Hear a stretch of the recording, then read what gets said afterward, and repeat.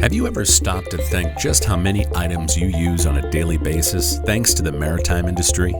Without the maritime industry, we might be living in a completely different world. Think about it. The food we eat, the clothes we wear, the cars that we ride and drive around in, the appliances we use, and of course our cell phones and computers. The maritime industry is a conduit to the global economy that keeps our nation and all nations thriving through such an advanced market. And many cities rely on their ports as a major source of revenue. 74% of the world's trade is carried by ship. 95% of the U.S. international trade is transported by ship. 55% of the U.S. population lives within 50 miles of a coastline. 60% of the U.S. energy is transported by ship. The maritime industry is everywhere, and maritime activities are expanding, bringing benefits to people all across the world.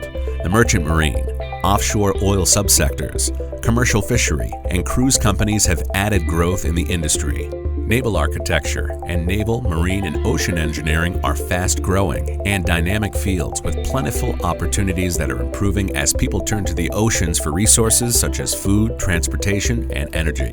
The maritime industry is of huge importance in terms of natural resources and energy, trade and industry, as well as sciences and leisure activities. Marinas are docks or basins with moorings and supplies for yachts and small boats. A marina differs from a port in that a marina does not handle large passenger ships or cargo from freighters. Comprised of nearly 42,000 extraordinary men and women, the Coast Guard is a unique branch of the military responsible for saving lives, protecting the environment, and defending America's coastlines and waterways.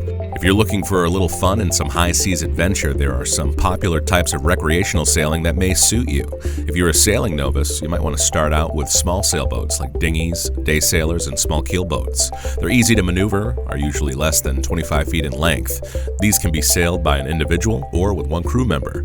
Aquaculture, the breeding, rearing, and harvesting of animals and plants in all types of water environments, is one of the most resource-efficient ways to produce protein and has helped improve nutrition and food security in many parts of the world. Globally, aquaculture supplies more than 50% of all seafood produced for human consumption, and that percentage will continue to rise. Internships are available so you can see firsthand how each of these parts of the maritime industry work. Here are some examples of what you could be making in the maritime industry. Whether if you are a maritime engineer, involved in maritime transportation, in the science field, or in the fishing industry. These are the maritime fields to be in because the projected growth is substantial for the upcoming year.